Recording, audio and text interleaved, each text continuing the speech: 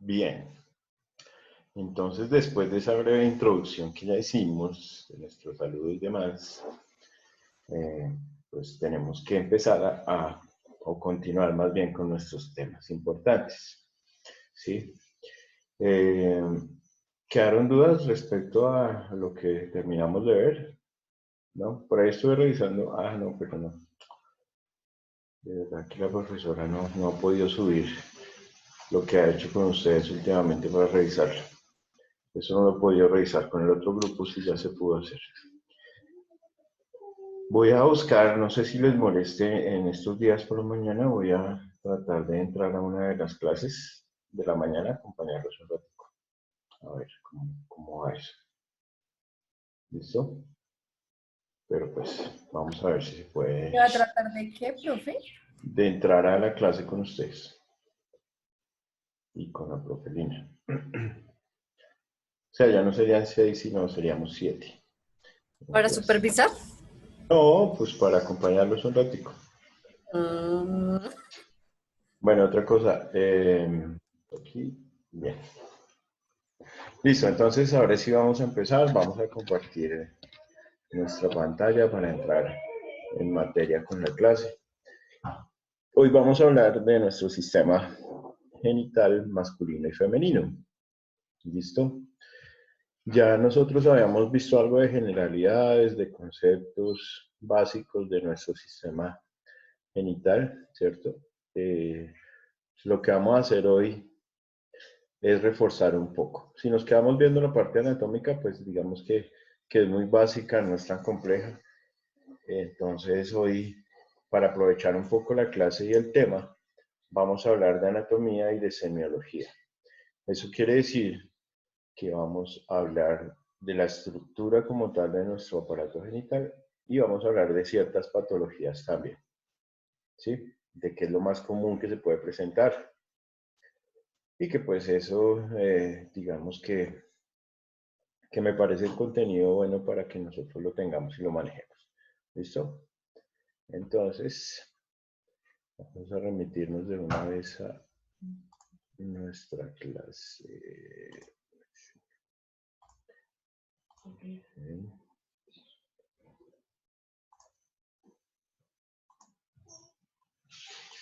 Perfecto.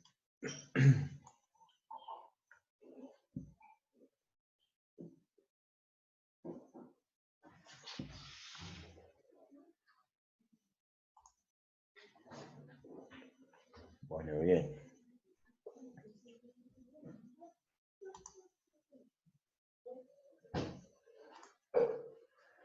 Bueno, perfecto. Entonces, fíjense que la mayoría de nuestros sistemas están diseñados o tienen una función específica, ¿cierto? Cada uno de los sistemas de nuestro cuerpo va a tener una función específica. La mayoría tiene que ver con el mantenimiento de nuestras funciones vitales, con el mantenimiento de nuestro equilibrio, ¿sí? Entonces, como seres humanos, como un todo, como un organismo, pues tenemos esos sistemas que mantienen ese equilibrio en todo nuestro cuerpo, ¿cierto? Entonces, a ese equilibrio que ya lo hemos denominado en términos técnicos como la homeostasis, esa homeostasis circulatoria, digestiva, urinaria, va a hacer que nuestro cuerpo funcione de manera adecuada. Pero, digamos que ese mantenimiento de la vida que se genera por todos esos sistemas, en el caso de los sistemas genitales, pues no tiene tanto que ver con ese equilibrio, sino su importancia radica es en que son los órganos de la reproducción, de la creación de un nuevo ser, de la descendencia y demás, ¿sí? Entonces, eso hace que sea muy importante hablar de ellos y pues darle la importancia que se merecen, redundando un poco. Entonces, vamos a empezar, como siempre, primero las damas, hablando de anatomía y semiología del aparato reproductor femenino. Bien. El aparato reproductor femenino está ubicado en la cavidad pélvica o abdominopélvica de nuestra anatomía. Sí. Tanto el masculino como el femenino va a tener esa ubicación en la cavidad abdominopélvica. ¿En qué zona del abdomen? En la zona del hipogastrio y de las fosas ilíacas. Sí. Esa va a ser su localización anatómica. Específicamente hablando del aparato reproductor femenino, ¿qué tenemos que decir? Está formado por 2 ovarios.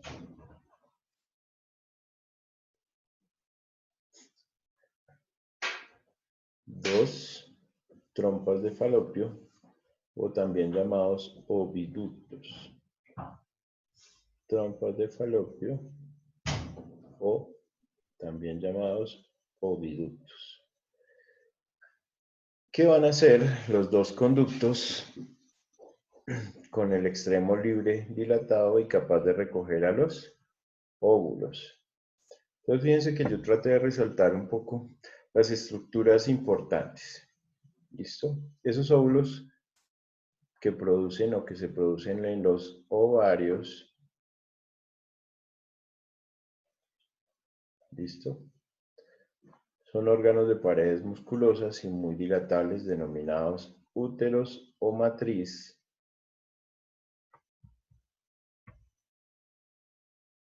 Aquí estamos simplemente enumerando las estructuras importantes de nuestro aparato reproductor femenino. El conducto elástico denominado la vagina.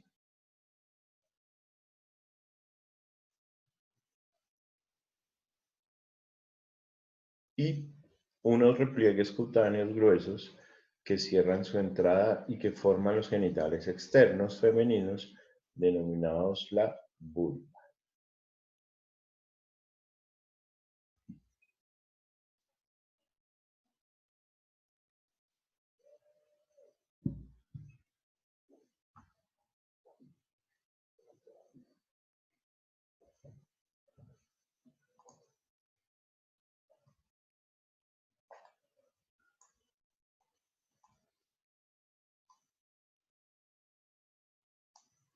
¿Listo?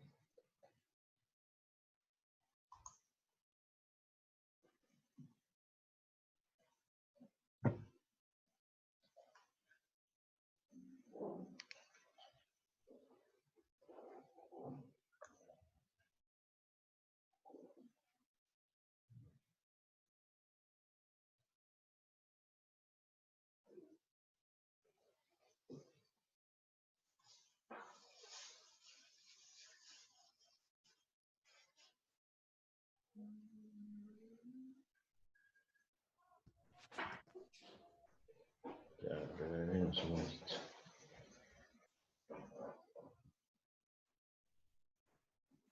Bueno.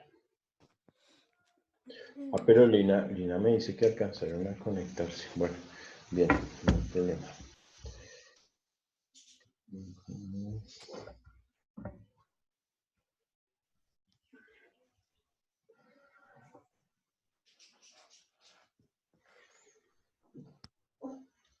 Siguiente. Bueno, entonces, esta es parte de la anatomía que tenemos desde el punto de vista externo, la anatomía. Un segundito, termino de enviar este mensaje a la universidad.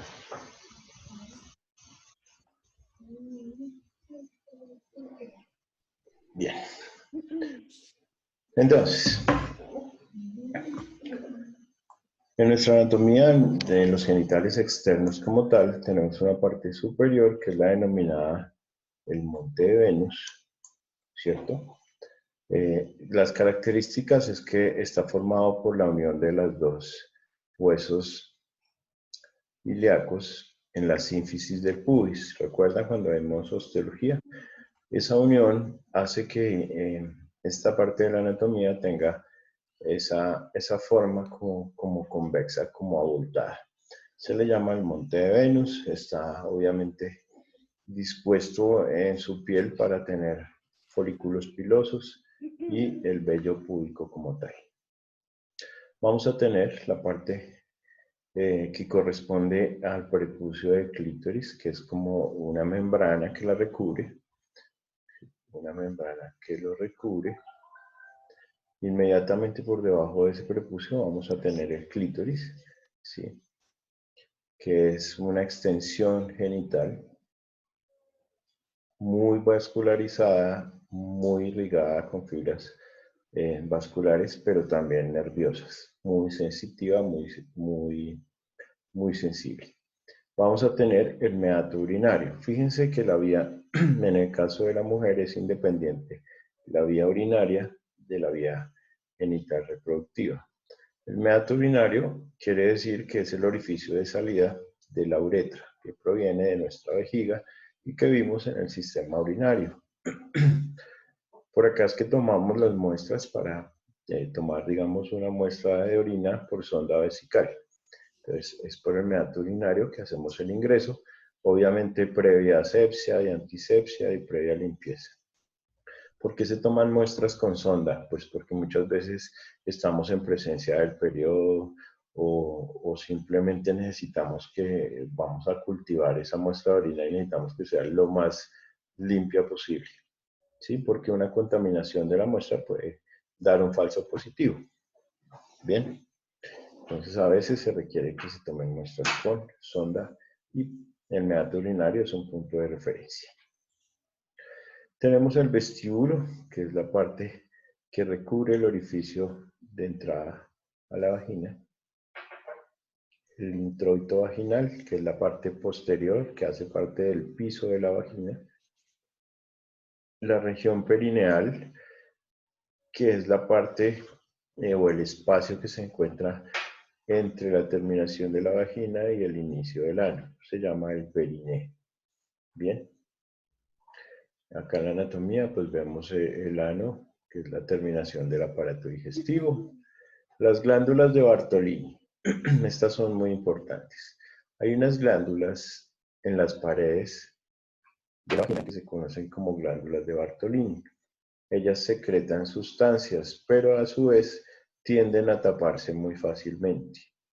Entonces generan bartolinitis. Esa inflamación de esas glándulas de Bartolini son muy dolorosas, generan abscesos como si fueran lesiones quísticas, ampollas o como similar a un barro. Pues.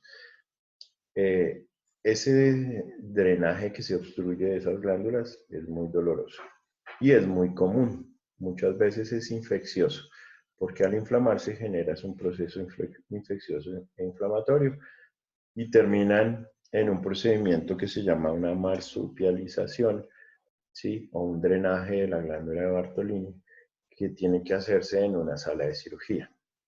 ¿Listo? Siempre están ahí, son funcionales, pero en ocasiones se pueden ocluir y tapar. Tenemos el orificio de la vagina como tal y al fondo vamos a tener una membrana denominada el himen, que es una membrana que va a ser como una puerta de entrada hacia el interior del cuello uterino. Ese himen debe estar intacto cuando hay ausencia de relaciones sexuales. Cuando se presenta la primera relación sexual, el himen se va a ver obviamente lesionado o destruido y pues es una característica de las mujeres que no han tenido relaciones, ¿listo? Y que aparte pues obviamente no van a tener ni infecciones ni enfermedades relacionadas con las relaciones sexuales.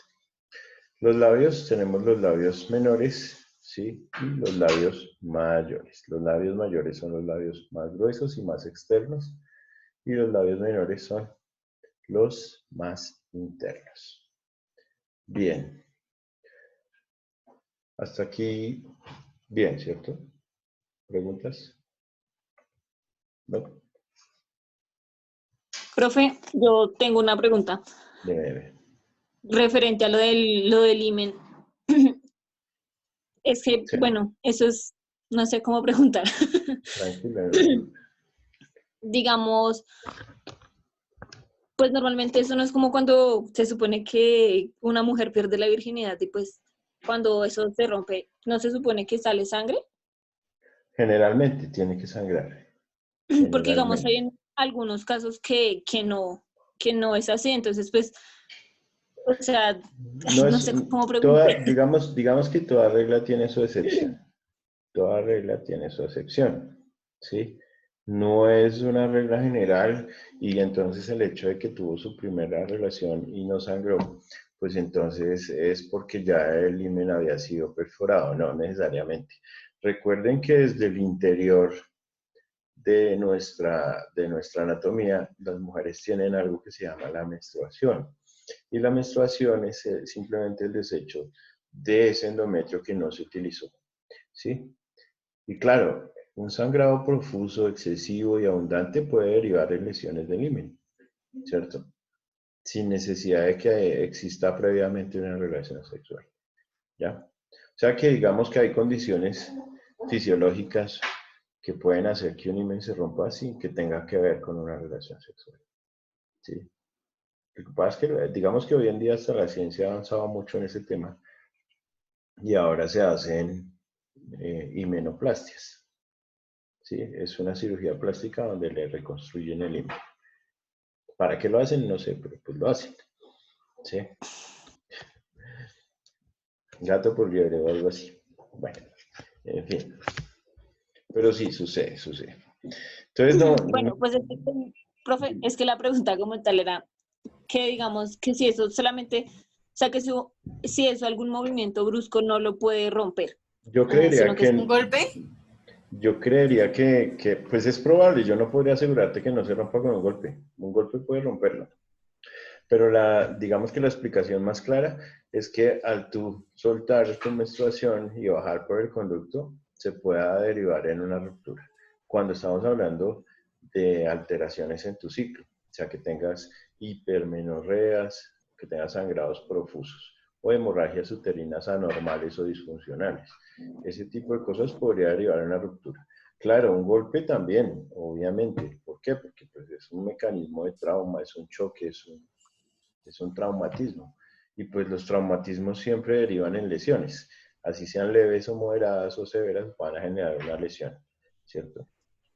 Entonces, digamos que tu pregunta en relación a que si se puede romper en una actividad diferente a la relación sexual, sí. ¿Cómo? Como tú lo expones, con un mecanismo de trauma, sí. ¿Sí? Con un sangrado uterino disfuncional, también. ¿Sí? Con el uso de juguetes sexuales, probablemente, obviamente sí. ¿Ves? Entonces, eso va relacionado con muchas cosas. O sea, es multifactorial. Hay muchos factores que pueden desencadenar en eso. ¿Sí? ¿Queda resuelta tu pregunta o aún no? sí, profe, es que al inicio no se la había podido hacer bien porque no sabía cómo, pero era eso, que sí, pues con un movimiento brusco o algo así se podía romper. Claro, pero pues igual, digamos que ante una duda, pues precisamente para eso está nuestro especialista, ¿cierto? Profe, ¿y esas cirugías no son malas? No, no, una cirugía plástica no tiene ningún riesgo. Es una cirugía muy, muy común en nuestra época y es muy frecuente. Sí, Vea pues el pues, que tiene con qué la hace, ¿no? Porque pues eso es un costo ahí que uno dice, bueno, pero como para qué, o qué, para convencer a quién o qué. ¿Sí o no? quién sabe. Sí, pero hay que tener medios, porque es que ¿cuánto vale una cirugía plástica? La más barata por ahí 3 millones y eso que estamos hablando de, de algo muy simple. De ahí para allá, pues esa es una buena especialización. Pues para hacer plata, ¿no? Bueno, continuamos. Vamos a ver parte de la anatomía nuevamente, ya en imagen un poco más gráfica. Tenemos obviamente nuestras trompas de falopio acá. Tenemos nuestros ovarios. Tenemos nuestro útero o matriz. Tenemos el canal vaginal. Los labios menores que son internos y los labios mayores que son externos. Si lo viéramos de lado, vamos a tener en la parte más anterior, vamos a tener nuestra vejiga Y la vejiga pues va a tener su conducto uretral, ¿cierto? La uretra que es la que va a generar la salida de la orina. ¿En dónde? En el orificio uretral, también llamado meato urinario. Meato urinario. ¿Listo? El orificio vaginal, el himen va a estar acá. Fíjense que el himen está en el cuello del útero. ¿Sí? Entonces es muy susceptible. Profe, ¿puedes repetir esa parte? Es que se escuchó entrecortado. Esta parte anterior. Bueno, habíamos hablado de la vejiga, que es donde almacenamos la orina, y donde esa orina va a salir por la uretra hacia un orificio que se llama el orificio uretral o meato urinario. ¿Sí? ¿Ahí se escucha bien? Orificio uretral o meato urinario. Inmediatamente por detrás de nuestra estructura urinaria vamos a tener todo lo que tiene que ver con el sistema genital femenino, la vagina como tal, el orificio vaginal, el himen que va a estar ubicado aquí en el cuello del útero, ¿sí? La vagina y el cuerpo uterino. Detrás de nuestra estructura genital vamos a tener el recto, que es la parte más distal de nuestro sistema digestivo, ¿sí? Y por detrás, pues nuestra columna sacrocoxígea. Entonces, si tuviéramos una vista lateral de nuestra estructura anatómica del aparato genital femenino, pues esto sería lo que encontraríamos. Bien. Bueno.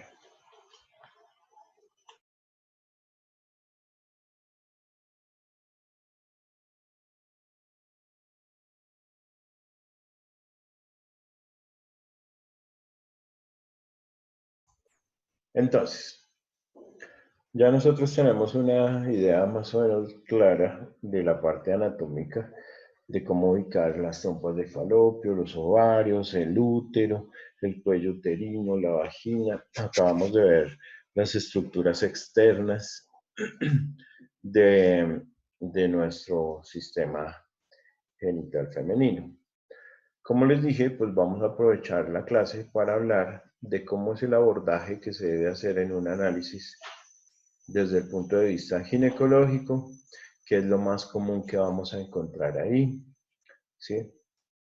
Y demás. Entonces lo que hay que hacer al principio es una anamnesis. ¿Tienen claro el término de anamnesis?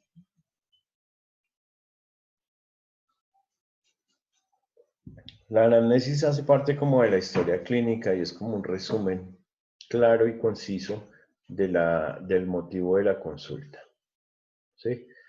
Entonces una anamnesis podría ser, desde un principio podríamos decir, paciente de 25 años de edad, ¿sí?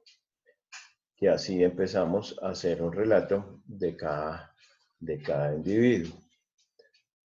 Perdónenme un segundito.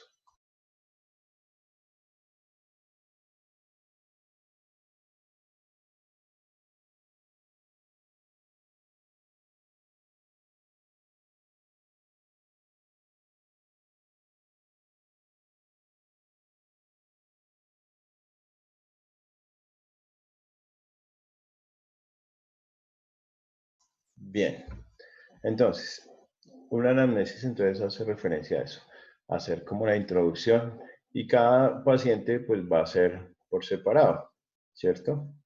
Entonces en una historia clínica ginecológica son muy importantes todos estos aspectos que estamos plasmando acá. ¿Listo? ¿Qué quiere decir eso entonces? ¿Qué es la menarquia? A ver, ¿quién me dice?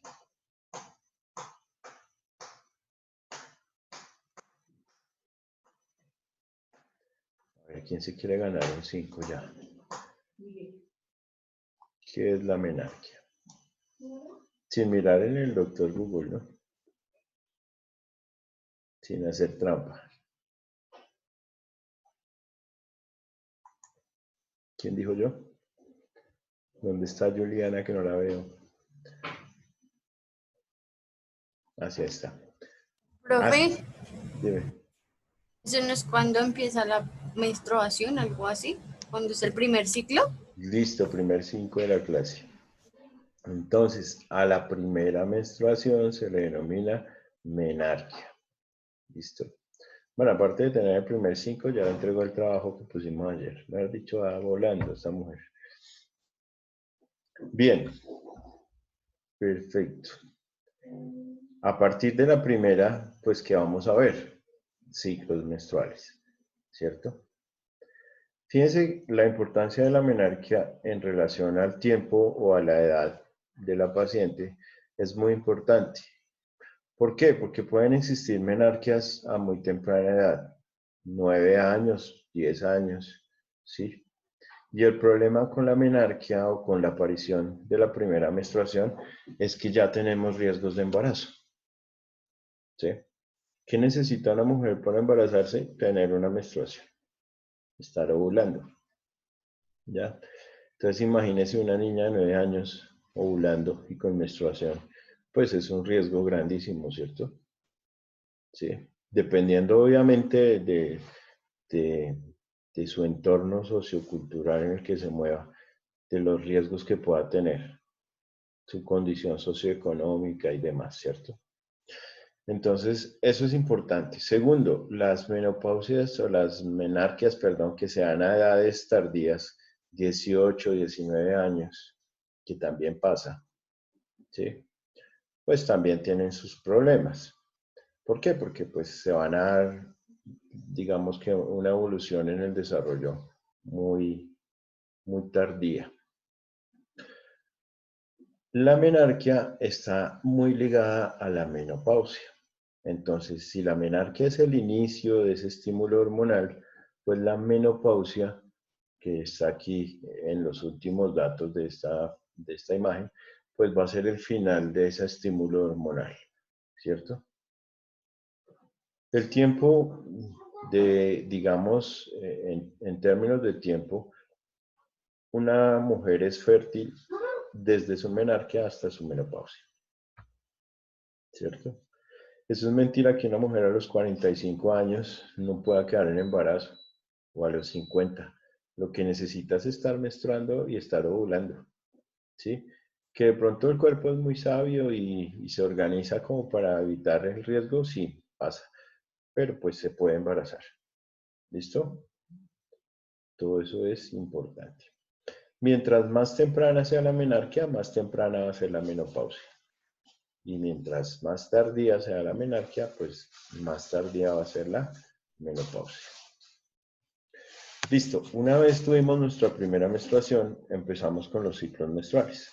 Se supone que los ciclos menstruales deben ser regulares en cuestiones de tiempo, ¿cierto? Entonces, generalmente son 28 días, ¿sí? Es, digamos que el tiempo más aceptado, fisiológicamente hablando, 28 días. ¿Listo? Entonces nosotros en medicina, cuando preguntamos por el ciclo menstrual, lo interpretamos así. Decimos que el ciclo es cada 28 días y le dura 5 días. Entonces es 28 por 5. Un ejemplo. No, que a mí me llega cada mes y me dura apenas 3 días. Entonces 28 por 3. ¿Ya? Así se va a documentar en la historia clínica el ciclo menstrual de cada paciente. 28 por 8. Hay personas que les dura 8 días. Bien. Esto no es una regla general, esto se puede variar de acuerdo a cada individuo y de acuerdo a muchas cosas. ¿Listo? Eso cuando estamos hablando de ciclos menstruales normales. Viene algo que se llama la dismenorrea. ¿Qué vendría a ser una dismenorrea? Yo sí sé, Dime. cuando es muy doloroso el ciclo menstrual o es Hor- difícil. Horroroso, difícil, doloroso. Cualquiera de esas, de esas definiciones está bien. ¿Sí? Es anormal, por donde se le mire, ¿cierto? Dolor, menstrual. Ese es uno de los causas más comunes de incapacidad médica ginecológica, el dolor menstrual, una dismenorrea. ¿Listo? Vamos a preguntar la fecha de la última menstruación. Esto lo colocan como FUM, pero puede ser FUR porque también lo llaman regla, ¿cierto? Entonces, la fecha de la última menstruación es importante como dato clínico para el médico. Entonces, el médico ahí va a decir, listo, fue el 20 de abril. Listo. De acuerdo a eso, uno hace los cálculos, sabe cuáles son los días fértiles, si es una menstruación normal en ciclos, ¿sí? Si hay un riesgo o no de embarazo, en fin. Métodos anticonceptivos que se utilicen. Claro. ¿Cuáles son los métodos más comunes? Los naturales, los hormonales, y los quirúrgicos. ¿Sí? Esos son los métodos de planificación que una mujer puede tener. ¿Cuáles son los métodos naturales? ¿Quién me los dice? ¿Quién dijo yo?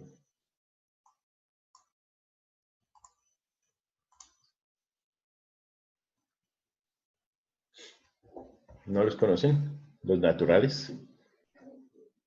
Los métodos de planificación naturales son uno que se llama el coitus interruptus o el coito interrumpido.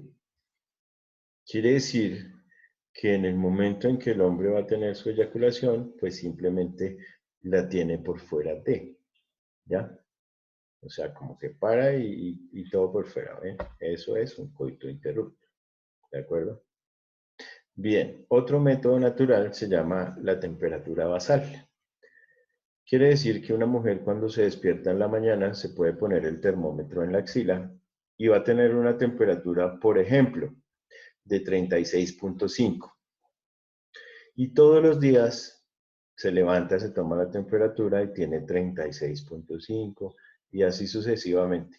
Pero el día que se subió 2 puntos la temperatura, entonces ya tuvo 36.7, ese día no puede tener relaciones porque está ovulando. ¿Sí? Entonces, esos días en que dure 36.7, 36.7 mantenido, no puede tener relaciones porque seguramente se va a embarazar. Y cuando vuelva a 36.5, pues listo. Nuevamente con confianza. Bien. Ese es otro método natural.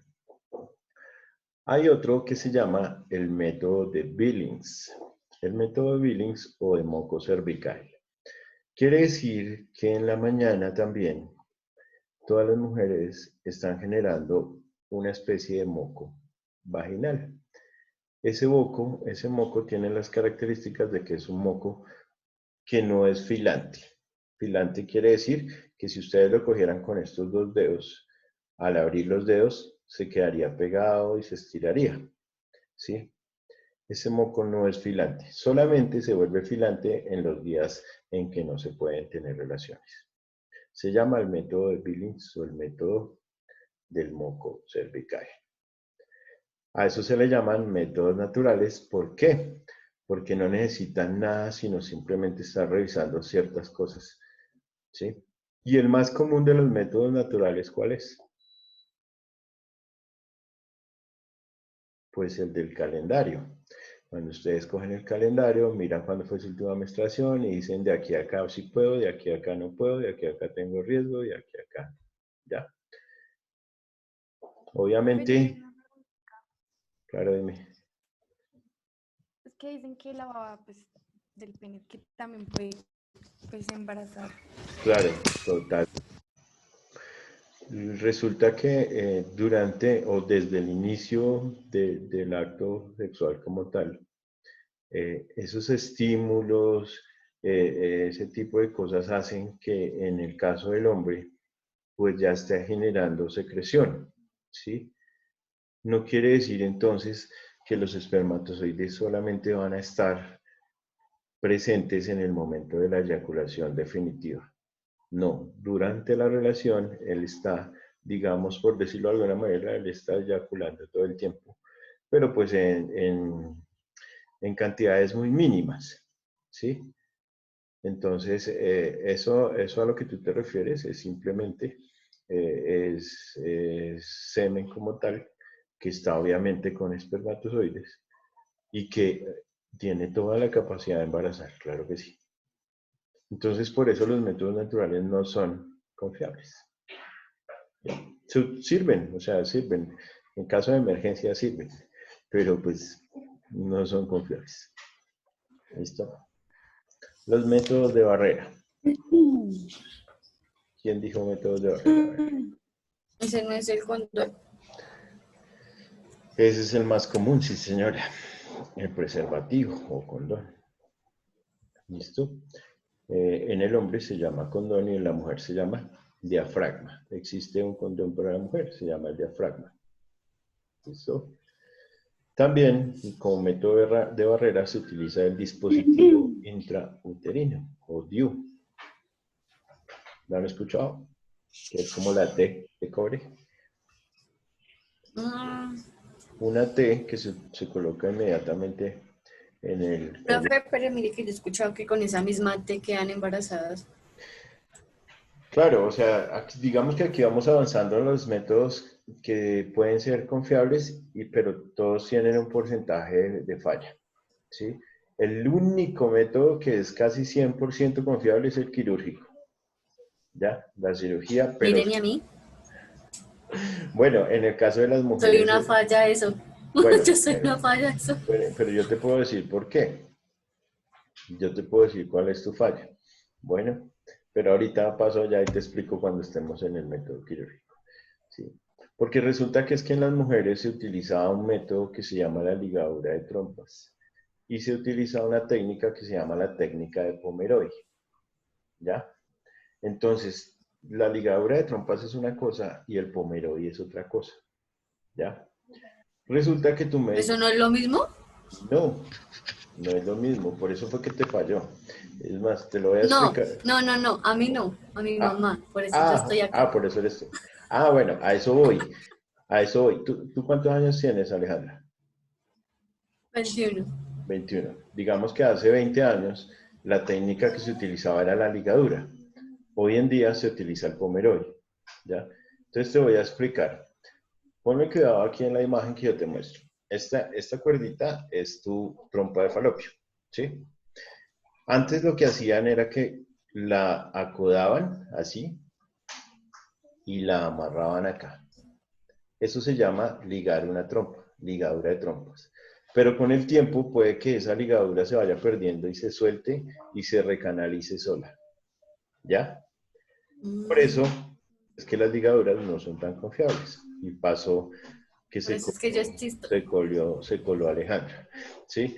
Ahora se llama la técnica de Pomeroy, que es lo mismo. Coger, acodarla, ligarla, cortarla y quemarla. O sea que para Profe, y eso que, no hay posibilidades de que vuelva y se una, ¿no? Nada, ya. no, Ya, yuca. con la técnica que estamos utilizando hoy en día, que es la de Pomeroy, no, porque no solamente ligamos, sino aparte cortamos y aparte cauterizamos los extremos. Profe, eso es mentira. Espérame No tantito. más Espérame tantito, las cosas espérame eso. Ven, espérame. La técnica que te estoy diciendo es la del Pomeroy, pero existen procedimientos quirúrgicos para recanalizar las trompas, ¿ya? Una cosa es que se haya hecho la técnica y otra cosa es que se recanalicen las trompas. Ahora sí que me decías, ¿quién? Dayana, ¿eres? ¿Sí? Sí, profe, porque mi mamá se las cortó, se las quemaron y quedó embarazada. ¿Verdad? Bueno, pues, ¿y es De en verdad. y cuántos años tiene el producto de ese Es mi ejercicio? hermanita. ¿Sí? Va a cumplir 7 años. Bueno, hay algo que es muy claro, ¿sí? Hay algo que es muy claro y es que resulta que el único que sabe qué procedimiento hizo en una cirugía es el cirujano, ¿ya? Es diferente cuando yo estoy en la cirugía y me doy cuenta de que el procedimiento el médico lo hizo con la técnica de Pomeroy, por ejemplo. De repente a tu mamá le hicieron lo mismo que la mamá de Alejandra. Le hicieron fue la técnica de la ligadura solamente. ¿Ya? Y No, puede que en porque es el... que a ella le entregaron la cosita. Claro, claro, el informe dice otra cosa. Es que una cosa es lo No, que no, uno no, escribe. las cositas, o sea, las trompas cuando ya se las cortaron y se las quemaron, allá se la dieron en una servilleta. Sí, bueno. Entonces, pues es un milagro. Pues no es Es común, un pero milagro pasa. de Dios. Profe, sí, mi mamá se puso la el ya de él y, o sea, con esas 2 veces que se las puso también quedó embarazada. Uy, no. O sea, ella O primero me sea, puso el Profe, yo tengo una pregunta. mejor dicho, tocas y después se encerrarla. puso la y volvió a quedar embarazada. Y A tu ahí fue mamá cuando tocas terminé. encerrarla. Toca no dejarla salir. Profe, yo tengo Mira, una pregunta. Cuando se hace ese Pomeroy, ¿es normal que uno sienta como dolor, como si fuera un cólico? claro, porque es que mira, para que un médico pueda llegar a manipular la trompa necesita cortar 7 órganos. Piel, tejido celular subcutáneo, aponeurosis, fascia, músculo, peritoneo, ahí nomás ya van 6. Y llegar a la trompa ya son 7. ¿Sí? Pero después de muchos meses, ¿eso es normal que siga doliendo? Después hasta de 1 año, 2 años, porque es que resulta que así como el médico corta cada órgano por capas, tiene que unir órgano con órgano, por capas. O sea, él no puede unir la piel con el músculo con el músculo, piel con piel, aponeurosis con aponeurosis y así sucesivamente. Pero esa cicatrización esa cicatrización puede ser una mala cicatrización y eso deriva en adherencias. Y las adherencias son muy dolorosas. ¿Listo? Entonces lo que tú tienes o lo que una persona con un Pomeroy siente de dolor se llama síndrome adherencial. ¿Y para eso qué hay, profe? Una nueva cirugía. Y tiene que ser una ¿En cirugía serio? con un posoperatorio, digamos que muy riguroso en términos de que hay que ponerle agua de Profe, pero mire corticoides. que a mí me hicieron esa cirugía cuando tuve a mi bebé chiquitica, pero a mí me la hicieron por el ombligo. Sí, por la paroscopia. Ujú. Claro, es que las técnicas son diferentes. O sea, lo que uno va a sacar es lo mismo, o lo que uno va a hacer, pero la técnica es diferente. ¿Sí? Si una mujer está ante una cesárea teniendo su bebé y autorizó para que le hagan la cirugía, pues el médico le queda de papayita, porque tiene todo el campo abierto. Pero si una mujer no tuvo cesárea, sus partos son normales, pues ¿para qué le va a generar uno una cicatriz y una lesión tan extensa si puede hacerlo por la paroscopia, que son simplemente 2 agujeritos con una cámara y llegar a hacer su procedimiento? Ahora, para eso se necesita cierto entrenamiento y cierta experticia, ¿cierto? Si una persona no es experta en el tema, pues puede pasar lo que le pasó a la mamá de Dayana, ¿sí? Yo puedo coger un pedacito de carne que haga parte del tejido adiposo y quemarlo y decir que esa es una trompa y mostrársela al paciente, ¿cierto? ¿Y quién me dice que no? Si de pronto fue que se me complicó en el momento de la cirugía hacer el corte o algo así, y yo no me va a complicar, me estoy demorando mucho, cerremos acá, listo, y pues que mi Dios la bendiga, listo, y la bendijo. Bueno, Y ahí Dios la bendijo con 2 bendiciones, Con exacto. 3. con 3 personas. Aquí nos encontramos algo adicional que se llama la fórmula obstétrica. La fórmula obstétrica hace referencia a esto, que ustedes lo han visto en las historias clínicas. El número de gestaciones, el número de partos, el número de abortos, el número de cesáreas. ¿Sí? Entonces, una mujer ha tenido, un ejemplo, una mujer ha tenido 4 embarazos, ha tenido 3 partos, ha tenido un aborto y ha tenido 2 cesáreas. Bueno, ahí ese 2 se me fue hacia abajo. Pero pues queda claro el concepto, ¿cierto? 4 embarazos, de los cuales tuvo 3 partos, tuvo una pérdida y 2 partos fueron por cesárea. Bien. Hay mujeres que uno les pregunta, ¿cuántos partos ha tenido? Entonces dicen, no, doctor, yo tuve dos partos y 2 cesáreas. Entonces uno dice, ¿cómo así? O sea, ¿tuvo 2 partos por cesárea o tuvo 4 hijos? ¿Sí? Y lo que pasa es que a lo que hay que apuntarles a que ellos entiendan que se le denomina parto al nacimiento de un bebé, independiente de la vía del parto, de si es vaginal o por cesárea, eso es nacimiento. ¿Sí? ¿Listo? Eso tiene que quedar claro. Entonces, si una mujer tuvo 3 cesáreas, pues tuvo 3 partos. Que hayan sido por cesárea, pues independiente de la vía, es un parto. ¿Bien? Listo. Hay algo que se puede colocar adicional en la fórmula obstétrica, que son los mortinatos, los partos pretérminos y las enfermedades del embarazo. ¿Qué es un mortinato? ¿Qué es un óbito? ¿Mm? Un mortinato es cuando el bebé muere en el útero antes de las 20 semanas. No, ese es un aborto. Aborto, muerte antes de las 20 semanas. Pues ¿Listo? no es cuando un bebé muere en el útero, profe, lo mismo. No. Menor de 20 semanas es un aborto. ¿Listo? De más de 20 semanas no se llama mortinato, sino se llama óbito fetal. Óbito fetal. Mayor de 20 semanas. Pero muere dentro del útero. ¿Listo? Y el mortinato es el que nace vivo y muere al nacer, pero nació vivo. ¿Ya? Ese es el mortinato, el que nace con vida y fallece. ¿Cuál es la diferencia entre un óbito y un mortinato? Que el óbito muere intrauterino y el mortinato muere extrauterino. ¿Ya? ¿Cuál es la importancia? ¿Ustedes qué importancia le darían a eso si finalmente el bebé no alcanzó a durar sino 1 hora vivo después de que nació? ¿Ustedes le ven alguna importancia a que haya muerto 1 hora antes de nacer? Digamos, No sé de qué una punto. hora, 1 hora antes de nacer murió, es un óbito. Pero no, 1 hora antes 1 hora después de nacer murió, es un mortinato. Cambia el término, óbito y mortinato. ¿Cuál es la importancia? Desde el punto de vista médico, ¿hay alguna importancia? Tal vez no. ¿O sí? ¿Qué dicen ustedes? Claro, o sea, hay que ver cuáles son las causas de que si nació vivo, ¿por qué murió? Ya eso entra a una investigación.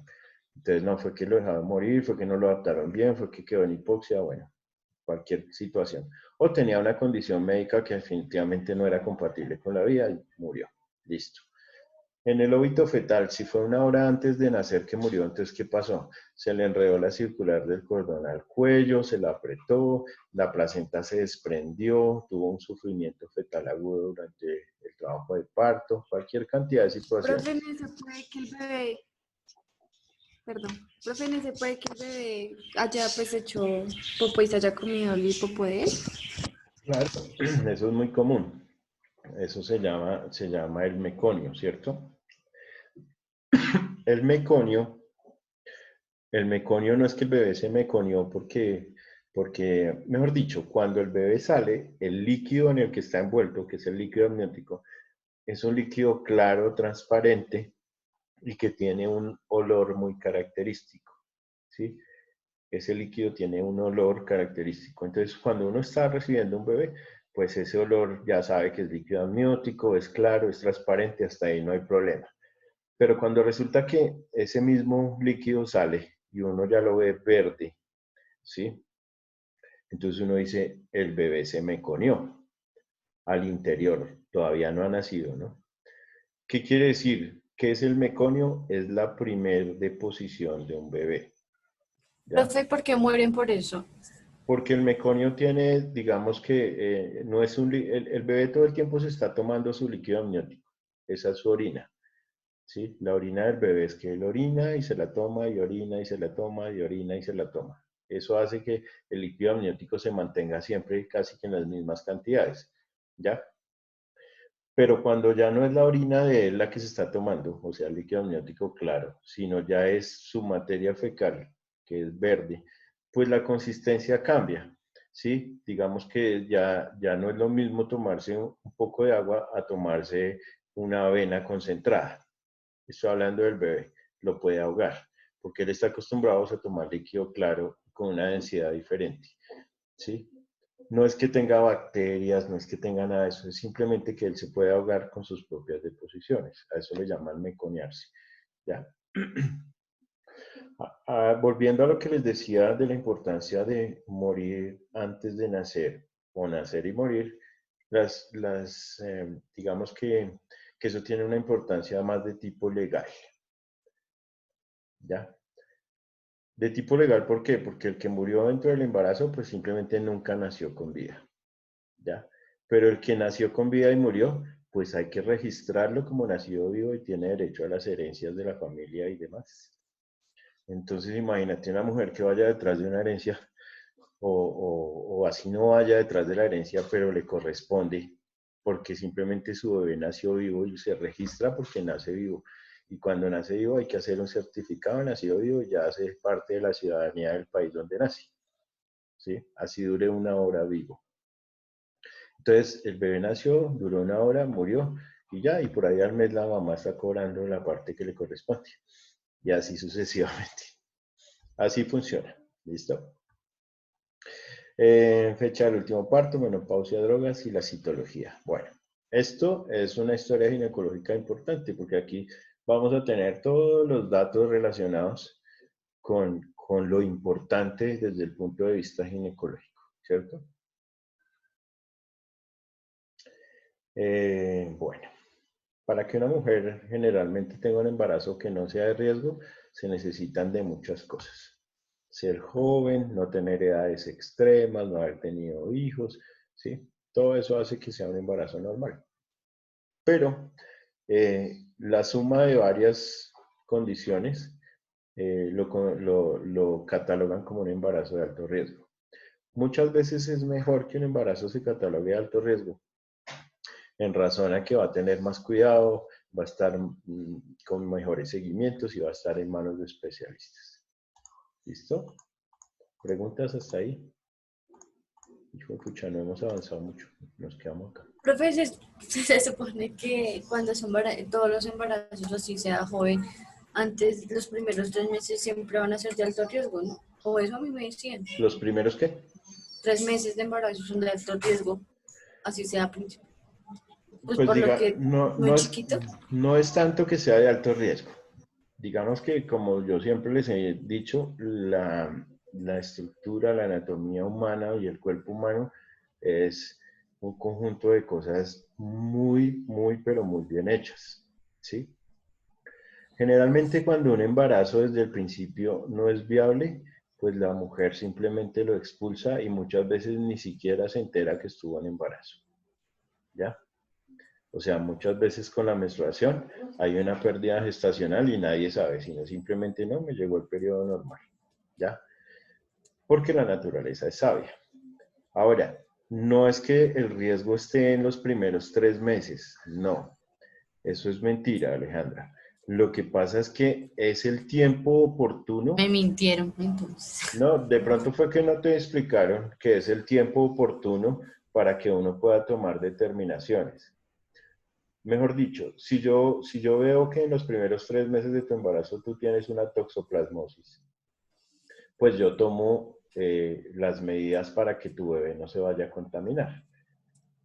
De pronto en eso es que hacen referencia a que los 3 primeros meses son más importantes, no más riesgosos, sino más importantes. ¿Ya? En razón a que si uno descubre algo en ese tiempo, pues el resto del embarazo lo puede controlar. Pero si ya a los 6 meses de embarazo te haces el primer control y descubrimos una toxoplasmosis, es probable que tu bebé ya esté contaminado con el toxoplasma y vaya a tener consecuencias. ¿Ves? Por eso es importante la valoración en los primeros 3 meses. No quiere decir que sea más riesgo en ese tiempo, sino es mejor A mí, conocer los a mí riesgos. En el embarazo de la chiquita me pusieron todo el embarazo de alto riesgo por placenta previa, que era que la placenta era bajita, caída, algo así. Claro, o sea, la placenta previa quiere decir que la inserción de tu placenta no es en la parte de arriba de tu útero, sino hacia la parte del cuello, hacia la parte baja. Obviamente es un embarazo de alto riesgo, porque hasta en el momento del parto se corre el riesgo de que nazca primero la placenta que el bebé y eso no es compatible con la vida, ¿ya? Entonces, cualquier mal movimiento puede generar en un desprendimiento de la placenta o en un sangrado o ese tipo de cosas. Entonces, es de muchísimo Porque más cuidado. a mí en ese tiempo me dijeron que no podía saltar, que no podía hacer nada, que no Claro, podía... porque usted puede desprender la placenta y Y yo sangrar. me caí, Preciso, ¿cierto? me caí por en la panza. Es que generalmente cuando uno dice no hagan es cuando más hacen, porque, No iba caminando así, ¡pum! Una piedrita y ¡pum! bueno, por eso. Claro que a medida que va creciendo el bebé y eso, muchas veces la placenta se va reacomodando. Tanto así que ya queda no baja, sino como posterior, ni siquiera superior. Mejora. ¿Listo? Bueno, también hablamos de algunas alteraciones como la amenorrea, el flujo vaginal, sensaciones de masas en el canal vaginal, dolores pélvicos, anormalidades del ciclo menstrual. ¿Qué es la amenorrea?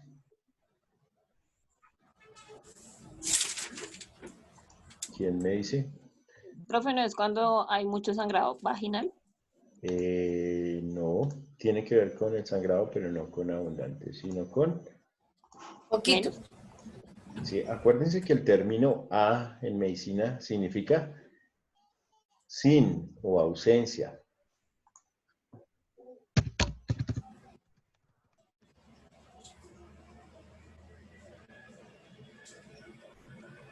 ¿Cuánto tiempo? 3 meses. Se considera amenorrea cuando ya hay 3 meses sin periodo. Ausencia de menstruación por más de 3 meses. ¿Listo?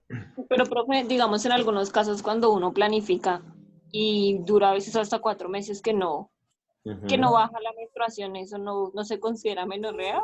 Sí, es una amenorrea, pero es una amenorrea secundaria a el uso de algún método anticonceptivo o de alguna hormona, bueno. Pero pues sigue siendo amenorrea porque cumple con la definición, que es una ausencia de 3 meses. ¿Listo? ¿Hasta ahí vamos bien? ¿Hasta ahí vamos bien? Bien. Entonces, el flujo vaginal, bueno, vamos a tomarnos en el transcurso de la presentación un tiempo para hablar de cuál es la causa o las probables etiologías, las características y el tratamiento. ¿Me parece? Pero pues queda claro de qué se trata. La sensación de masa en el canal vaginal es muy importante, porque es que resulta que las mujeres que tienen muchos partos, ¿sí? Pueden presentar en el canal vaginal la presencia o de la vejiga, o del recto, o el mismo útero se cae, ¿ya? La salida por el canal vaginal de alguna de estas situaciones se les denominan los celes. Entonces, podemos tener un histerocele, podemos tener un cistocele, podemos tener un rectocele. Les voy a explicar ese concepto. El histerocele es cuando el útero, por tanta actividad, por tanto crecimiento, tantos partos, pues se sale de su localización y se va contra la vagina y la obstruye, se llama histerocele. Cuando no es el útero, sino es la vejiga la que se cae sobre la vagina, se llama un cistocele. Y cuando no es ni el útero ni la vejiga, sino el recto, se llama un rectocele. Entonces es que cuando uno explora la vagina se encuentra de frente o con la pared del útero o con la pared de la vejiga o con la pared del recto. Puede pasar. ¿Queda claro el concepto? ¿Sí? Profe, la rectocele es cuando ¿qué? Cuando parte del contenido del recto o de la estructura del recto se pasa hacia la vagina, ¿sí? Las paredes como tal. Nosotros vamos a tener, o las mujeres mejor, tienen dolores pélvicos, ¿cierto? Pueden ser agudos o crónicos. Lo agudo y lo crónico está en relación al tiempo, ¿cierto? Lo agudo es lo que tiene menos de una semana, 2 semanas. Y lo crónico, estamos hablando ya de varios meses, más de 4 semanas. ¿Qué puede generar esos dolores genitales agudos o crónicos? La dismenorrea, que ya dijimos que era el dolor con la menstruación. La dispareunia, que es el dolor con las relaciones sexuales. Cuando la mujer tiene dolor teniendo relaciones, se le denomina dispareunia. La anexitis, que es una inflamación de los anexos, pueden ser las trompas de falopio o los mismos ovarios. Un embarazo ectópico roto, que es el crecimiento anormal o por fuera de la cavidad uterina del embrión. Una torsión de un quiste ovárico, la endometriosis, que son procesos inflamatorios del endometrio, en fin. Todas estas pueden ser patologías relacionadas con dolores genitales.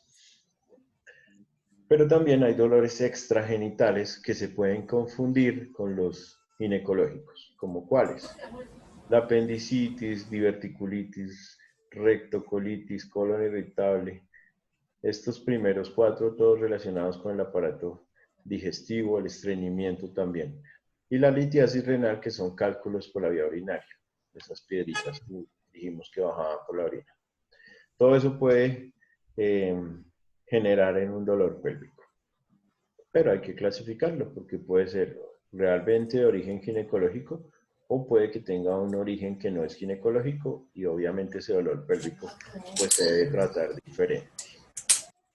Se debe tratar diferente. ¿Bien? Perfecto. Las anormalidades del ciclo menstrual. Hay cualquier cantidad de alteraciones del ciclo menstrual. Me avisan cuando podamos pasar a la siguiente y continuamos. ¿Aún no? Bueno.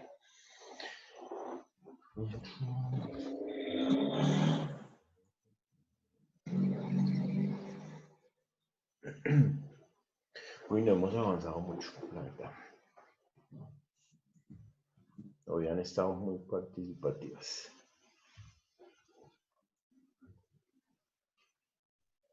Ya, profe. ¿Listo? Bien. ¿Listo? ¿El resto también? Ok. Bueno, esto, espérate, borramos acá.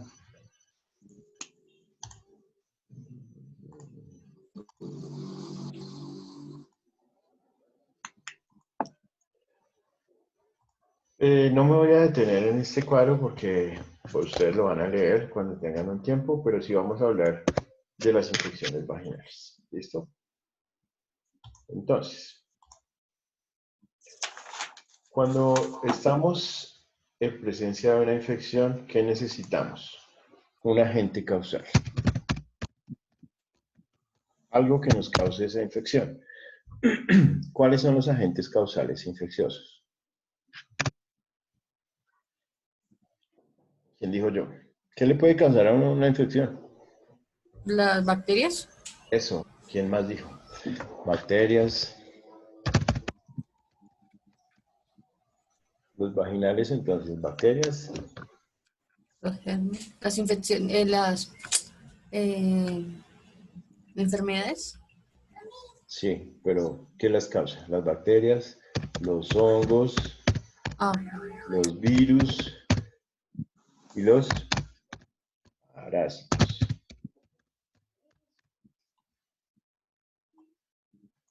¿Listo? Entonces, una infección vaginal es causada o por bacterias, o por hongos, o por virus, o por parásitos. Dependiendo de qué la causa, pues va a representarse o va a manifestarse sus síntomas, ¿cierto? Y dependiendo de qué la causa, también el tratamiento.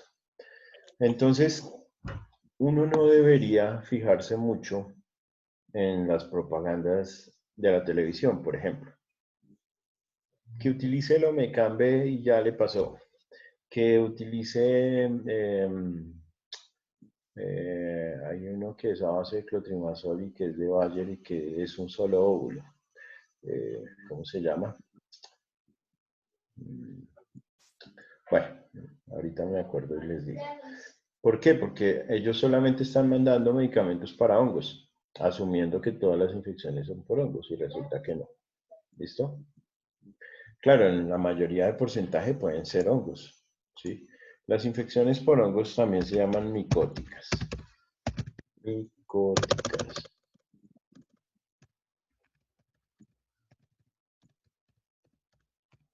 Todas las infecciones por hongos se llaman infecciones micóticas.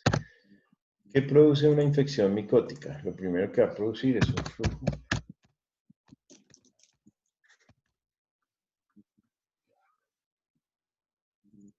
¿Listo? Característica principal de una infección micótica, el flujo blanco. ¿Qué otra característica va a tener? Algo que se llama el prurito. ¿Qué significa prurito? ¿Quién dijo yo?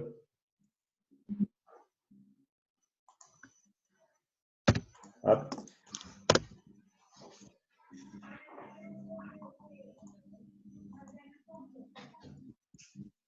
Prurito no es otra cosa que piquiña, rasquiña, ¿ya? Entonces, siempre que ustedes se refieran a algo pruriginoso, quiere decir es algo que rasca o que pica, ¿listo? Ese es el término, digamos, técnico, el prurito. Entonces, hay prurito en la piel, hay prurito ocular, hay prurito anal, hay prurito genital. Donde haya rasquiña se le denomina prurito, ¿listo? Entonces, un flujo blanco y el prurito son, digamos, las características de un hongo o una infección por hongos o micótica. ¿Listo? Hasta aquí vamos bien. ¿Cuál es el tratamiento? ¿Quién me dice entonces? Si ya sabemos que el flujo blanco, que tiene prurito, ¿sí? ¿Cuál sería el tratamiento?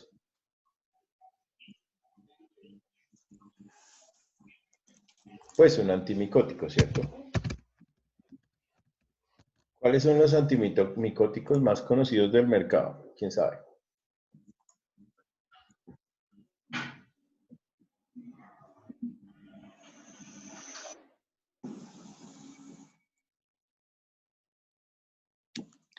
¿No son los óvulos, profe? Los óvulos son la presentación, ¿sí?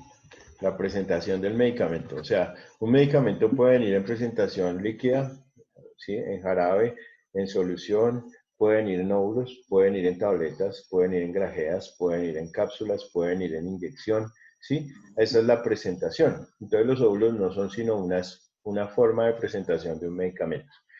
Pero ¿cuál es el medicamento base? O sea, esos óvulos que contienen, ¿cuál es la sustancia química? En el caso de los hongos, los más comunes son, se los voy a enumerar. Clotrimazol es el más común. El segundo se llama la nistatina, ¿sí? Esos dos, clotrimazol y nistatina, son la presentación que tú dices que viene en óvulos vaginales. ¿Listo? Clotrimazol y nistatina son los óvulos vaginales más comunes que encuentras en el mercado y están hechos para tratar infecciones micóticas o por hongos. ¿De acuerdo? Si nosotros buscamos otras presentaciones, claro, las vamos a tener, ¿sí? ¿Como cuáles? Las cremas vaginales, ¿cierto? También vamos a tener cremas vaginales. Esas cremas vaginales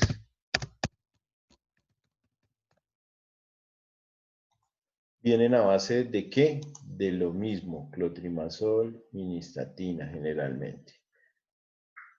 ¿Listo? Entonces el médico te recomienda el uso del clotrimazol y la nistatina, pues tú simplemente lo consigues a manera de óvulos o lo consigues a manera de cremas vaginales. ¿De acuerdo? Óvulos o cremas vaginales. Pero resulta que la infección es muy fuerte por esos hongos. Resulta que esa infección es muy fuerte, entonces el médico dice, necesitamos darte algo que no actúe solamente localmente, sino que también actúe de manera sistémica, o sea, por la sangre vamos a atacar ese hongo también. Entonces le damos algo que sea tomado. ¿Qué es lo que se toma uno para los hongos? Algo que se llama el fluconazol. Son pastas o tabletas o cápsulas. El fluconazol es cada semana. Imagínense lo fuerte que es, que se administra cada semana. ¿Ya? Cada semana. ¿Listo? Entonces nosotros tenemos una infección por hongos, ya sabemos que es por hongo porque si tenemos la duda, pues pedimos un examen de laboratorio que se llama un frotis de flujo vaginal. Ese es el examen mandatorio para saber si nos estamos enfrentando a un hongo, a una bacteria, a un virus o un parásito. El examen de laboratorio se llama el frotis flujo vaginal. ¿Lo han escuchado?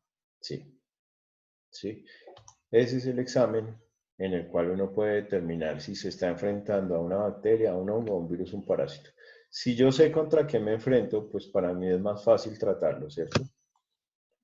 Si yo no sé, porque resulta que yo estoy en una zona rural, soy el médico del pueblo y allá la bacterióloga no tiene, dentro de su laboratorio no tiene las herramientas para poder hacer un frotis de flujo vaginal. Entonces, ¿yo en qué tengo que basar mi evaluación? Pues tengo que basarla en las características. Es un flujo blanco y produce piquiña, pues seguramente es un hongo, entonces el tratamiento que más se acomoda a lo que yo encontré es este. ¿Listo? ¿Hasta aquí vamos bien? Listo. Resulta que ya hablamos entonces de esos hongos. La segunda causa más común son las bacterias.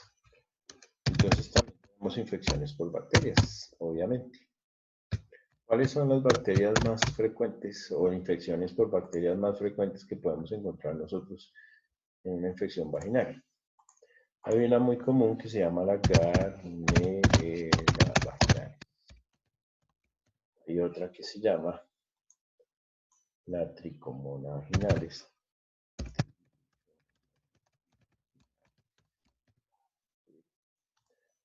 Y habrán otras como el gonococo.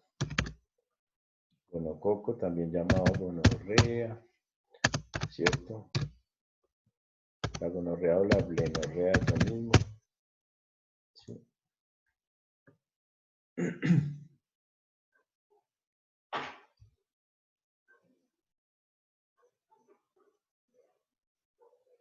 Entonces, resulta que aquí ya tenemos otra causa de infección vaginal. Si yo tengo una infección por bacterias y resulta que voy al médico y el médico me ordena clotrimazol, nistatina, fluconazol, ¿sí? Que ya sabemos que es para hongos, pues resulta que no le va a hacer ni cosquillas a mi infección bacteriana. ¿Ya? ¿Ese concepto queda claro? Yo no puedo tratar una bacteria con un medicamento para hongos, porque no está hecho para eso, ¿cierto? Entonces, cada cosa con cada infección. Entonces, si yo tengo una infección bacteriana, pues tengo que darle, ¿con qué trato yo las infecciones bacterianas? ¿Quién me dice? Con antibacterianos o antibióticos. Entonces, ahora sí, van a tener razón los de la farmacia, porque generalmente ellos mandan antibiótico para todo. ¿Sí? ¿Cuáles son los antibióticos para las infecciones bacterianas? Generalmente el metronidazol, la penicilina,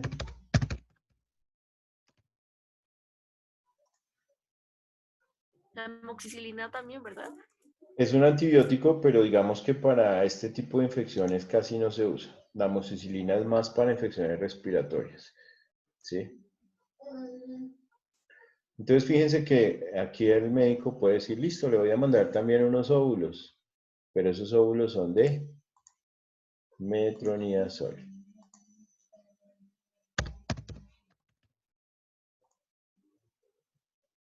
Bien. Entonces, fíjense la diferencia. Óvulos arriba y óvulos abajo. Los de arriba son para hongos, los de abajo son para bacterias. Entonces, uno como que queda con la duda. Pero pues si no me hizo ningún examen el médico, ¿cómo puede saber de que yo pueda tener un hongo o pueda tener una bacteria? Pues por lo mismo, porque acá era un flujo blanco, acá el flujo va a ser amarillo. O también puede ser verdoso. ¿Sí? Aparte de eso, generalmente sí tiene un olor característico. ¿Sí? Porque las bacterias tienen esa característica. Las bacterias sí generan olores fuertes en cualquier parte del cuerpo. ¿Ya? Entonces, hasta aquí vamos más o menos bien. Los micóticos son hongos, las bacterias son bacterias. ¿Sí? ¿Y la doxiciclina? Esta mujer la sacó del estadio, sí, muy bien. Pero es que la oxiciclina es para infecciones pélvicas importantes, inflamatorias. ¿Cuál es, profe? Doxiciclina. Cuando nosotros tenemos resistencia a todos estos tratamientos y la infección persiste, y aparte de eso se genera una inflamación y todo lo demás, a eso se le llama una EPI o enfermedad pélvica inflamatoria. Las enfermedades pélvicas inflamatorias son un poco más graves que una infección común y a esas sí se les debe dar doxiciclina, que es uno de los tratamientos también que están en este grupo y que son muy fuertes, pero pues que son muy buenos. ¿Listo?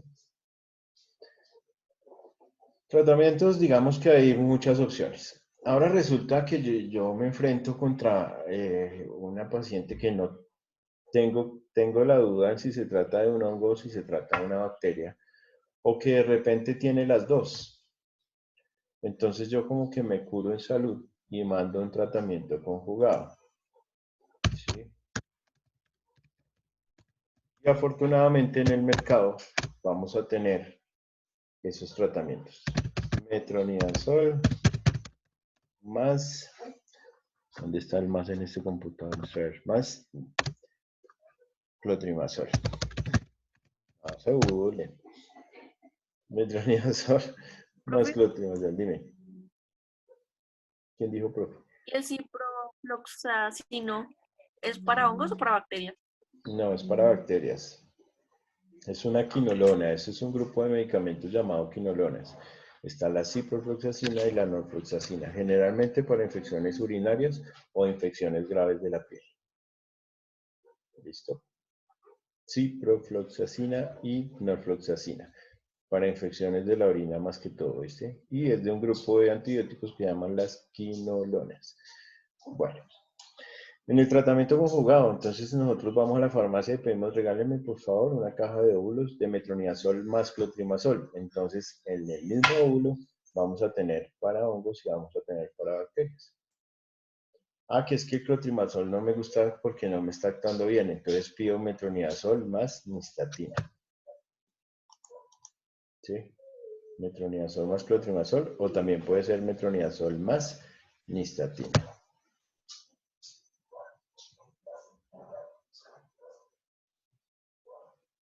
¿Listo? Esta Gardnerella vaginalis es muy común y muy frecuente, es la más común de las enfermedades bacterianas en cuanto a infecciones vaginales. Estas otras dos, la Trichomona vaginalis y la gonorrea, digamos que ya hacen parte de enfermedades de transmisión sexual. ¿Sí? Por ejemplo, en el caso de los hongos, no es tan cierto de que sea una enfermedad de transmisión sexual. Una mujer puede tener una infección micótica o por hongos sin que sea producto de relaciones sexuales. O sea, en ese caso no hay que culpar a la pareja. ¿Ya? ¿De acuerdo? Sin embargo, pues es un factor de riesgo también. Mejor dicho, lo que yo les quiero decir es que puede que se haya adquirido simplemente por el uso de prendas que tengan látex, que tengan licra o que tengan de pronto algodón, ¿sí? En algunos de los casos pueden generarse estas infecciones. Pero pues obviamente también una enfermedad o una transmisión sexual también es posible. Si tienen una pareja, pues seguramente el tratamiento debe ser de pareja, ¿sí? Para que estén más tranquilos los dos. No Profe, es, yo tengo una pregunta. no es tan grave. Dime. ¿Uno puede ser alérgico al látex? O sea, al Claro, condón. total. El látex es una de las sustancias que más alergias genera, ¿sí? Y el problema es que casi nunca tiene uno contacto con él, ¿sí? Entonces, a veces uno termina dándose cuenta que es alérgico al látex cuando tuvo su primera experiencia con el látex, ¿ya? Ustedes han visto un programa por estos canales culturales que se llama Mil Maneras de Morir o algo así. ¿Sí? ¿No? ¿Alguna vez? Yo no sé si eso es Discovery, Discovery no sé qué, o una vaina es Mil Maneras de Morir. Ahí salió una cuestión de esas. Resulta que la chica le amarró al muchacho a la silla, ¿sí? Y después le puso una máscara de látex y la pelota en la boca y todo lo demás que se puedan imaginar ustedes en cuanto al atuendo, ¿no? Resulta que el tipo era alérgico al látex. Y mientras ella hacía su show y tal para pues obviamente eh, la escena del acto erótico, pues el man se murió por la alergia tan grave que hizo al látex. Bueno, entonces sí, es importante lo que tú dices. Muchas veces dentro de la relación, en el uso de preservativos, se genera una irritación y pues de entrada hay que pensar en eso, una alergia al látex. Entonces pues hay que buscar otras alternativas. ¿Listo? Bueno, listo. Esta tricomona vaginalis es la enfermedad más común de las trabajadoras sexuales. ¿Listo? Las trabajadoras sexuales, casi que es por regla general que la promiscuidad a este nivel del trabajo sexual, pues generen tricomonas vaginales. De lo contrario, en personas que no practican ese tipo de trabajos, pues seguramente no la van a presentar nunca. La gonorrea, pues es una enfermedad transmitida por una bacteria, ¿sí? Que se llama el gonococo. ¿Sí? Esa se trata con penicilina y con otro medicamento un poco más fuerte que se llama el Trovacin o espectinomicina.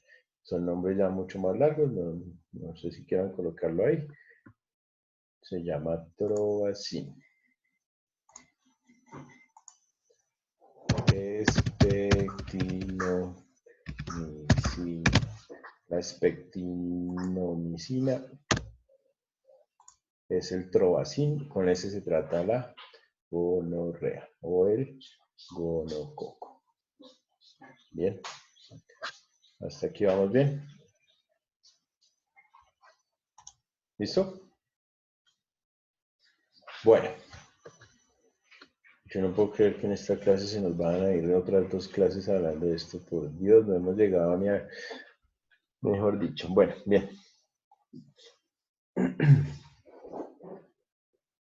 ¿Listo? ¿Podemos borrar acá para continuar? ¿Sí, cierto? ¿Más preguntas? No, nada.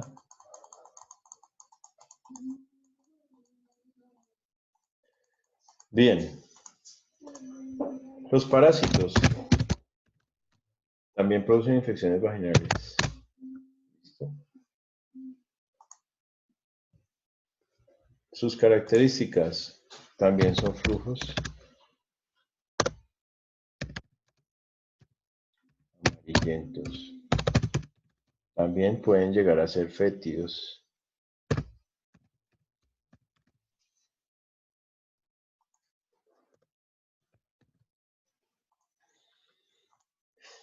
El tratamiento.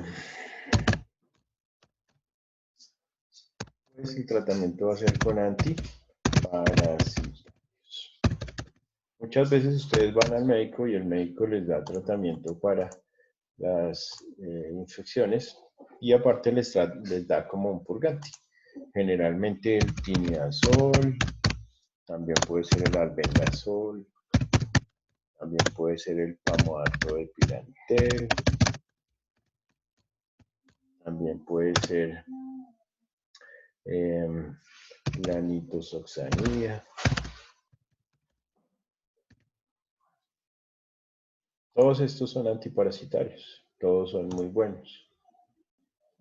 ¿Sí? Aquí me faltó, por ejemplo, el mebendazol.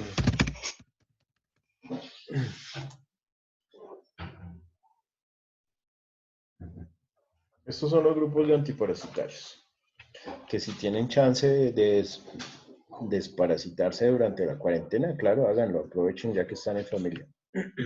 Se puede hacer a manera de ejercicio, ¿sí? ¿Cuál les recomiendo yo? Este último. Pero espérate porque este quedó mal escrito. Espérame un segundito.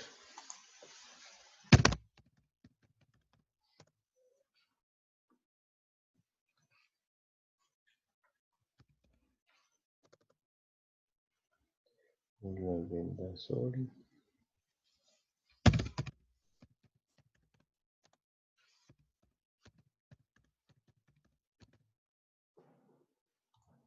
Este último que les digo, la nitazoxanida, es de lo mejorcito que han sacado para desparasitarse.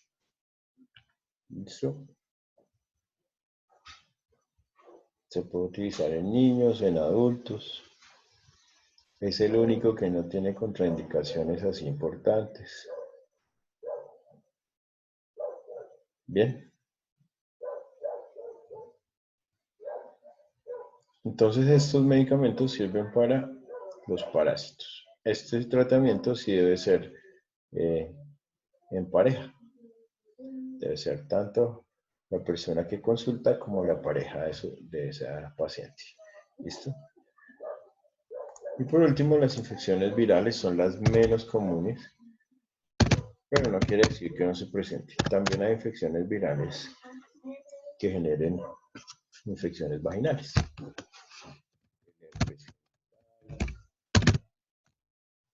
Es una infección vaginal muy común, ¿cierto? ¿Cuál es el tratamiento? Los antivirales.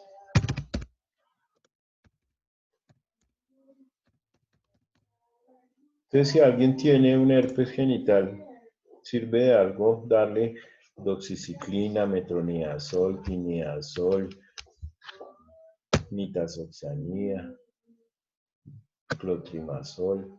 ¿Sirve de algo? No.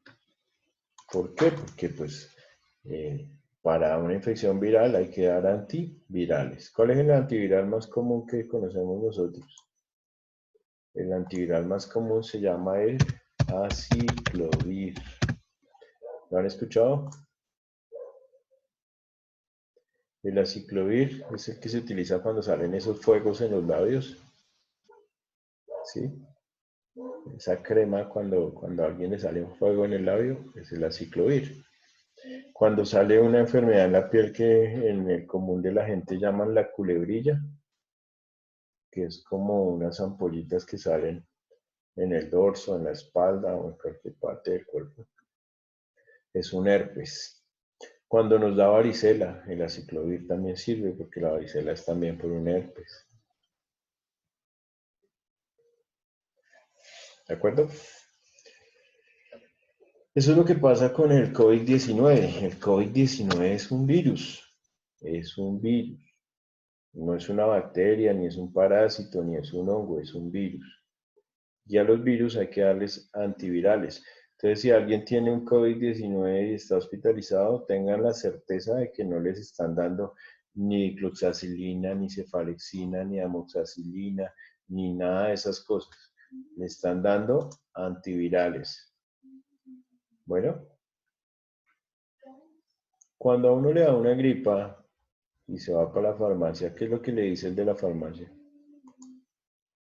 Tome antibióticos, ¿cierto? El famoso matrimonio no es que le da. Sí, el matrimonio es un antibiótico con un analgésico, ¿sí? Entonces, claro, el analgésico le va a calmar mucho la sensación de malestar y entonces uno se siente mejor. Bueno, pero las gripas en su gran mayoría son virales. Entonces, cuando ustedes van a la droguería y la droguería le dice, tome amoxicilina, tome cefalexina, por favor no lo hagan porque la mayoría de las infecciones son por virus. ¿Listo? Cuando se compruebe lo contrario, que se trata de una bacteria, les acepto que tomen antibiótico. Pero el antibiótico que está escrito o prescrito para cada cosa. No es lo mismo el de la vía urinaria, el de la respiratoria o el de la digestiva. Si ustedes tienen un problema digestivo, yo les mando metronidazol. Si tienen uno respiratorio, yo les mando amoxicilina. Pero si tienen uno urinario, les mando cefalexina o ciprofloxacina.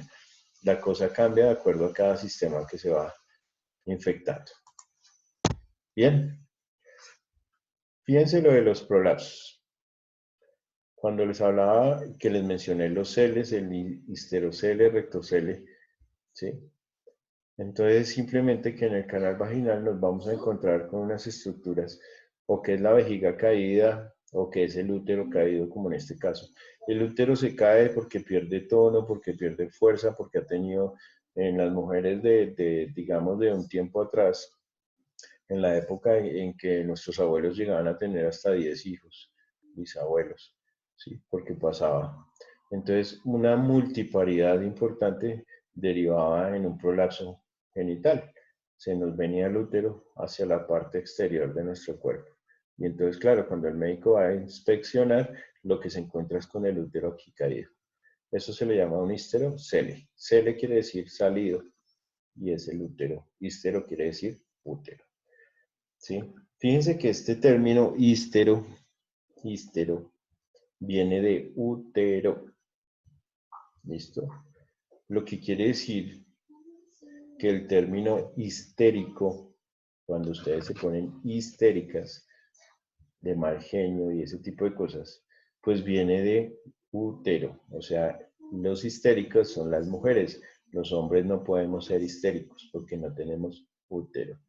¿De acuerdo? Entonces no le van a decir a un hombre que no se ponga histérico. Los hombres nos ponemos neuróticos, que es diferente. ¿Listo? El término histérico viene de útero, histero. ¿Listo? Bueno. Resulta que lo que vamos a encontrar acá no va a ser entonces el útero, sino vamos a encontrar el recto. Mire, un prolapso rectal. El recto se vino desde la parte posterior, se vino como hacia adelante. ¿Sí? Se llama prolapso rectal, un rectocele. Y también puede pasar que lo que se caiga no sea ni el recto ni el útero, sino la vejiga. Y a eso se le llama un cistocele. Cisto de vejiga, cele de salida. ¿Listo? Histerocele, rectocele y cistocele. Profe, ¿el rectocele es de qué? La parte del recto que se viene desde su anatomía normal se pasa como a la cavidad vaginal. Entonces uno alcanza a ver la mucosa del recto ahí, ¿sí? O su pared más bien. Digamos que no es que se vaya a pasar el contenido del recto hacia la vejiga, no, hacia la vagina, no. Pero pues sí limita nuestra cavidad vaginal. Va a estar ocupada por el recto. ¿Listo? Eso generalmente se hace en pacientes mayores de edad y que tienen condiciones médicas graves. Siguiente. Algunas definiciones de la normalidad de nuestro ciclo menstrual. Entonces aquí vamos a hablar de eumenorrea, que es normal. Amenorrea, que era la ausencia. Hipermenorrea o menorragia es abundante. Hipomenorrea cuando es escasa. Polimenorrea cuando es menor a 21 días. ¿Sí? Oligomenorrea cuando es más de 35 días, o sea que casi no la producimos. Metrorragia cuando hablamos de hemorragias vaginales no relacionadas con la menstruación. Muchas veces hay sangrados que no tienen nada que ver con la menstruación, se llaman metrorragias. ¿Listo? Y todo ese conjunto, pues se pueden llamar también hemorragias disfuncionales. Profe, Señor. una pregunta. Digamos así como cuando uno pues mancha todo el mes Ajá. o sea, si mancha todo el mes y o sea, cuando llega el día del periodo, tiene el periodo normal y se quita el periodo, pero sigue manchando. Eso Sí, que eso hace parte de las hipermenorreas, ¿sí? Digamos que son frecuentes y constantes. Y tiene que ver con un exceso en el estímulo hormonal. ¿Sabes cómo se cura eso? Con 3 ciclos de anticonceptivos orales de baja carga hormonal. Mejor dicho, te voy a poner un ejemplo. Hay mujeres que se mandan poner el Yadel, que es el dispositivo subdérmico del brazo para planificar. ¿Lo has escuchado? El Yadel, que es como una pila que se pone aquí debajo del brazo. Le digo pila para que me entiendan, pero es un dispositivo subdérmico que se pone en la cara interna del brazo. Cuando una mujer se pone el Yadel o se pone el Norplan, el Implanón, que es, el Implanón es de 3 años y el Yadel es de 5, esa es la única diferencia. El Implanón es de una sola barrita, el Yadel es de 2. ¿Sí? Entonces, eso hace profe, que... pero de eso no hay de más años, o sea, solamente el 3 y 5. Sí, 3 y 5. Profe, porque es que yo tengo del Yadel, pero yo tengo uno de 4 años. No, el Yadel como tal lo genera un laboratorio de Bayer, ¿sí? Y está hecho para 5 años, que son 2 barritas, dos. Y tú te las tocas y son 2 barritas en el brazo, ¿sí? Ese genera ese síntoma que tú me estás comentando. Sangrado, sangrado, sangrado, luego llega el periodo y luego sigue con el manchadito, manchadito, manchadito. En ese orden de ideas, lo que hace uno es utilizar 2 ciclos de anticonceptivos orales de baja carga hormonal. Entonces tú consigues 2 cajas de anticonceptivos y las empiezas. 21 días, descansas 7, vuelve, empiezas 21 días, descansas 7 y te pasó. Te vas a mejorar. Acuérdate, profesor. Listo. Ese es el tratamiento. Es simplemente por una mala acomodación de esas hormonas. Bien. Bueno, perfecto. ¿Preguntas? ¿Más preguntas? ¿No? ¿Ya van a ser las 12? Bueno, continuamos. Esto es lo que nosotros hacemos en un examen físico normal. Inspección, palpación y en el caso ginecológico una especuloscopia. ¿Sí?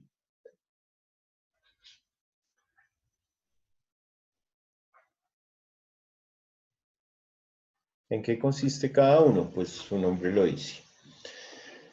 En el caso de la inspección es simplemente una revisión visual de el área que vamos a explorar. ¿Sí? Entonces, cuando nosotros vemos algo, pues podemos clasificarlo, decir si encontramos alguna anomalía anatómicamente hablando a simple vista, ¿cierto? Entonces vamos a decir si encontramos una glándula inflamada, tiene un ganglio inflamado, tiene una bartolinitis, tiene un quiste, tiene un cele, un rectocele, histerocele, todo eso es lo que nosotros podemos ver con nuestros ojos. Después de ver, vamos a entrar a palpar. Entonces hay una palpación que se llama bimanual, donde podemos utilizar las 2 manos, ¿sí? Una por fuera, en la cavidad pélvica sobre el abdomen, y la otra que va a ser interna, que es lo que generalmente se conoce como el tacto vaginal, ¿cierto? Ese tacto vaginal arroja mucha información. Nos va a decir en qué localización está el cuello del útero, qué posición tiene el cuello del útero, si tiene lesiones o masas, ¿sí?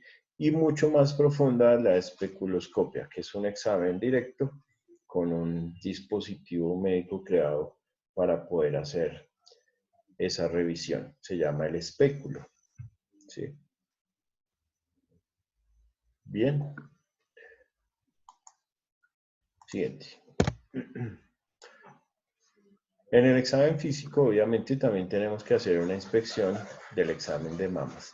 Muy importante. Fíjense estas dos posiciones anatómicas. Paciente sentada, manos en la cintura y después el cambio, levantar la cintura hacia los brazos. Estas dos imágenes la pueden hacer ustedes perfectamente ante un espejo. No necesitan de un médico ni de un examinador, ¿sí? ¿Por qué es importante? Porque ustedes tienen que fijarse en ciertos aspectos que son como los puntos claves para buscar anormalidades. Lo primero, fíjense que todos los órganos siempre va a haber uno más grande que otro, pero pues no es una diferencia muy marcada, pero casi siempre un órgano en comparación con el contralateral va a tener algo diferente en su tamaño. ¿Sí? No se limita a las glándulas mamarias, no, las manos, las piernas, nunca van a ser simétricas al 100%, ¿ya? Entonces, fíjense que esta es como un poco más pequeña que esta, por ejemplo. ¿Sí? Primero. Segundo, la coloración de la piel es muy importante. Tienen que fijarse en el color de la piel de toda la glándula mamaria. ¿Sí? Si ustedes ven alguna alteración en la piel en cuanto a color, listo, ya hay un primer signo de que hay algo que no está bien. Segundo, los pezones. Los pezones deben estar bien localizados y deben estar hacia afuera. Cuando nosotros tenemos un pezón invertido, o sea, que se vaya hacia adentro, como que algo desde adentro lo estuviera jalando, ese es un signo de que tenemos algo adentro, llámese quiste o masa, que nos está generando una inversión del pezón. Súper importante.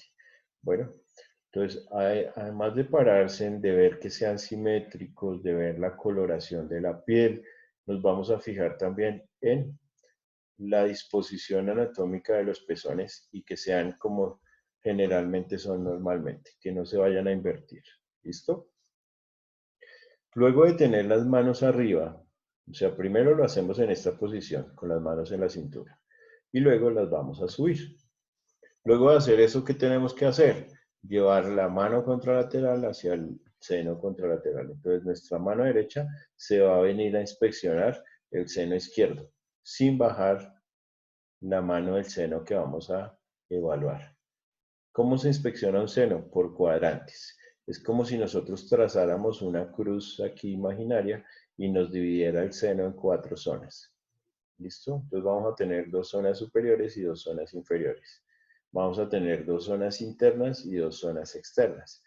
Esas zonas se llaman cuadrantes. ¿Por qué son? Porque son número de 4. 1, 2, 3 y 4 zonas. Entonces el cuadrante superior interno, cuadrante superior externo, cuadrante inferior interno y cuadrante inferior externo. Si yo tengo una masita acá, entonces voy a decir que se palpa una masa en el cuadrante superior interno del seno izquierdo. Listo, no más. Pero si está esa afuera, entonces voy a decir que se palpa una masa en el cuadrante superior externo de la mama izquierda. Y así sucesivamente. En la inspección genital, bueno, no nos vamos a detener acá, ya vimos la anatomía genital externa. Seguimos. Cuando la palpación obviamente la hace el médico, pues él lo que busca son masas, quistes, ¿sí? Que no hayan secreciones raras, diferentes, ¿sí? Hay mujeres que cuando no están lactando producen leche, por ejemplo, y no es normal, es una alteración de una hormona que se llama la prolactina, que se aumentan sus niveles en sangre, y la prolactina hace que se produzca leche en ausencia de embarazo o de lactancia, ¿ya? Entonces hay que buscarle la causa de esa prolactina alta. Generalmente es un tumorcito aquí en la hipófisis, en la base del cráneo, en la silla turca. Bien. Bueno, yo creo que vamos a dejar por ahí hoy. Y vamos a continuar con el tema mañana, ¿les parece? O terminamos el examen físico. Terminamos el examen físico. Antes de tomar muestras de secreciones o citologías, pues hay que palpar las glándulas de Bartolini, que les dije que eran las que se inflamaban. Realizar el examen bimanual, que fue el que les dije que se hacía a manera de tacto. Verificar vagina, cuello y anexos, que no hayan masas ni nada. La longitud, la amplitud, la temperatura vaginal es muy importante. Todo eso lo describe uno cuando hace un examen. Sí, uno dice si la vagina es normotensa, si es normolástica y si es normotérmica. Entonces uno habla de la amplitud, la longitud y la temperatura. Y lo describe así: vagina normotensa, normolástica y normotérmica. Bien. En la posición del cuello del útero, entonces uno mira su posición, su tamaño, su consistencia, su movilidad o la sensibilidad a los movimientos, más bien. ¿De acuerdo? Y los anexos, si son palpables o no. ¿Cuáles son los anexos? Las trompas de falopio y los ovarios. Bien. Siguiente. Esta es una palpación bimanual. Estos siempre son los dos dedos que se utilizan en el tacto y esta es la mano contralateral que hace presión sobre la pelvis para descender un poco el útero y que sea más fácil su valoración. ¿Sí? La parte que se encuentra cerrada es el cuello del útero y el resto es el cuerpo del útero. Entonces uno toca y uno puede decir que él tiene un cuello anterior, medio o posterior. A veces el cuello está ubicado muy posteriormente. ¿Sí? Puede palpar los anexos. Fíjense acá la trompa de falopio se puede palpar en la palpación bimanual. Todo eso nos da, digamos que herramientas para poder buscar y describir cualquier alteración a ese nivel. ¿Listo? Bien. Bueno. Palpación, el espéculo, que es el que se utiliza para la revisión directa, la especuloscopia. ¿Sí? Este es un espéculo, digamos que antiguo.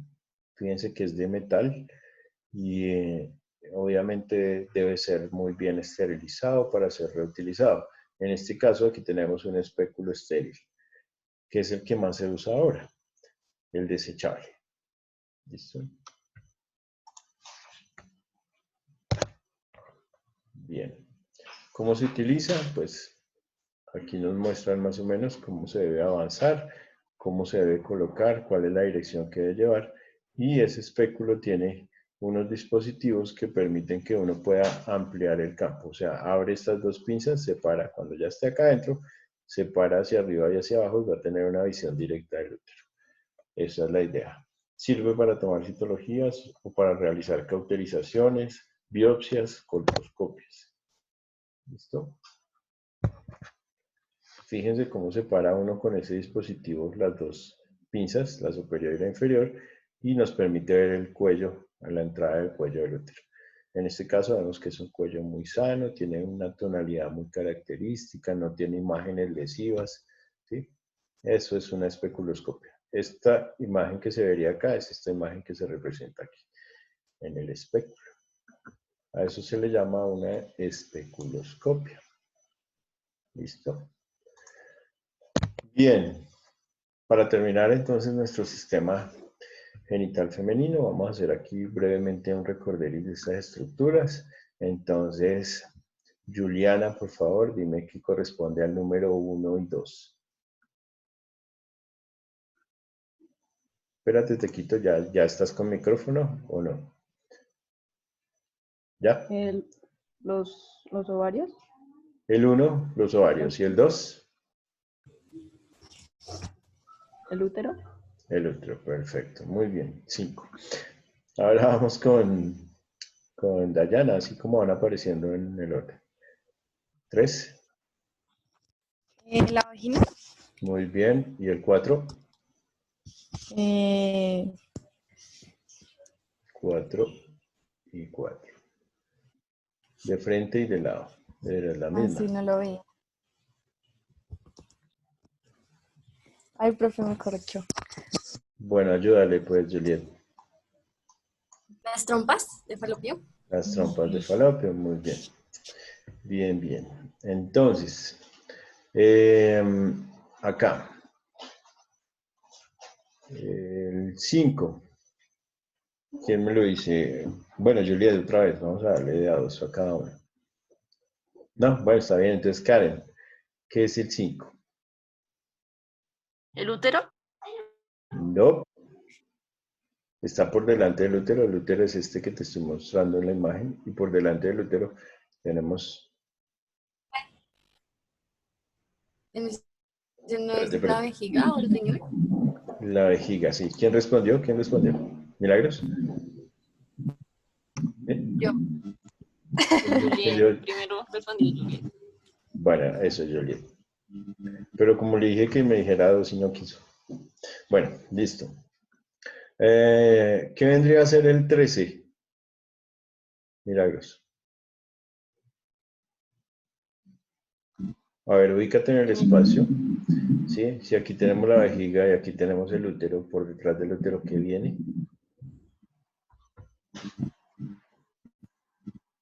Ay, profe, no me acuerdo. Pues yo Dale sé otra que el vez. 12 es el recto, entonces eso debe ser como... Pues el 13 es el recto, muy bien, porque el 12 es el ano.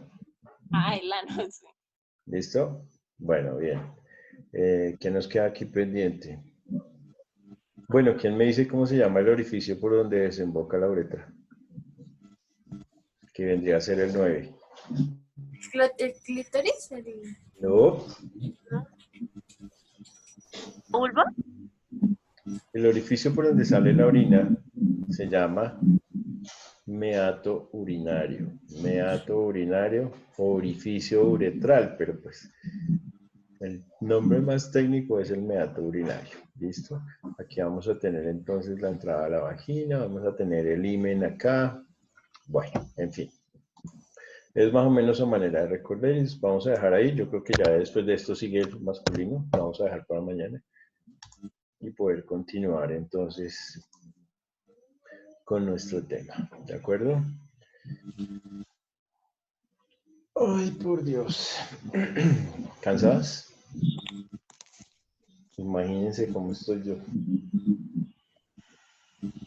Qué pecado, ¿no? A ver, sonrían para la foto. Muchas gracias. Bien. Bueno, esa no me gustó. Vamos a repetir. No, mentira, hasta que hoy.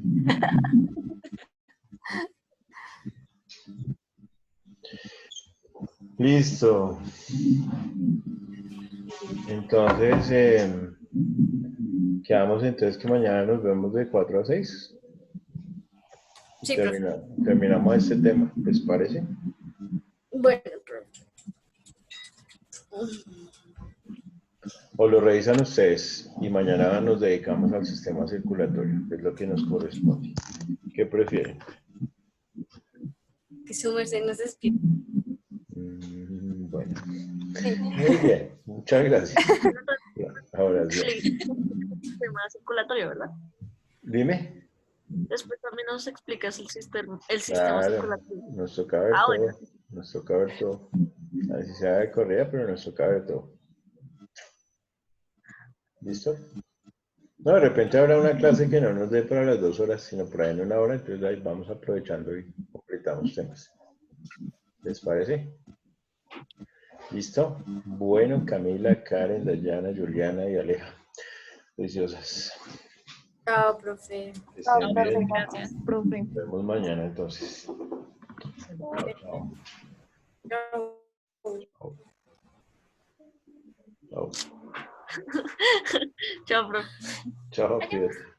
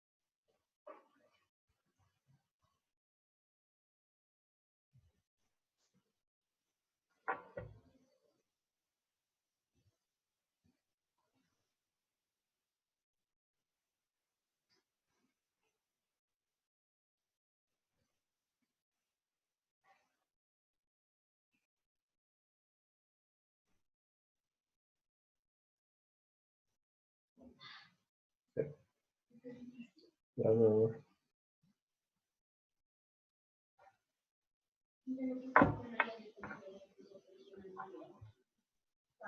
Señor.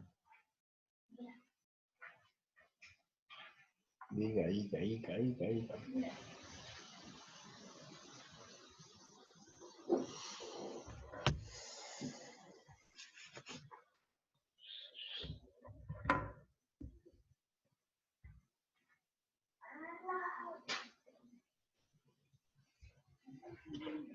No sé, no sé.